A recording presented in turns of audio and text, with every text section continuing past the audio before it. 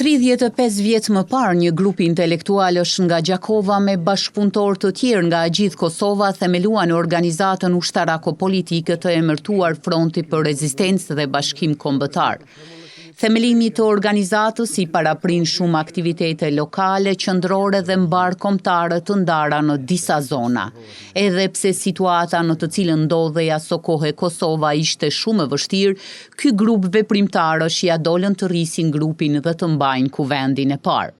Me datën 11 nëntor të vitit 1990, në shtëpinë e Palushajve organizohet kuvendi themelus, ku i organizatës ushtarako-politike, ku emërtohet me emrin Fronti për Rezistencë dhe Bashkim Kombëtar. Aty delegat janë të evidentuar. Antarët e kuvendit përfaqësonin zona të ndryshme të Kosovës, madje Sokol Dobruna ka në kujtesë edhe një histori interesante.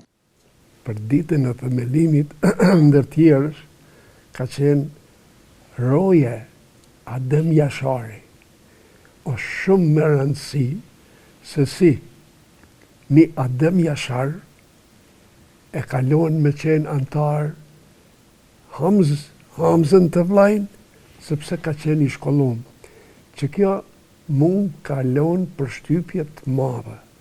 Vlerë që rrallë herë në shqiptar, i alëshon rrugën dikuj që më i menqëm. Ndërkaq veprimtari Mentor Kaçi thot se ky aktivitet ka rezultuar edhe me burgosje të cilat pastaj shkuan si zinxhir nga ana e veprimtarëve. E na kanë prit kur po vim.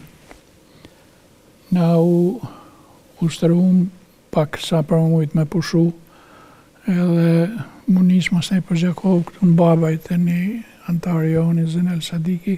Sa të pushojmë pak, pastrohemi grime, ta marrim veten e nesrit, dhe vazhdojmë dhe në Gjakov me ato parametrat të cilat i kemi vendosur për para.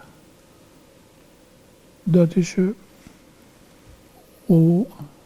pas kem paciente të zbulum edhe qashtu natën, kanë pritë sa del mëngjesi dhe kanë rrethu shpinën e Zenelit dhe na kanë fshi.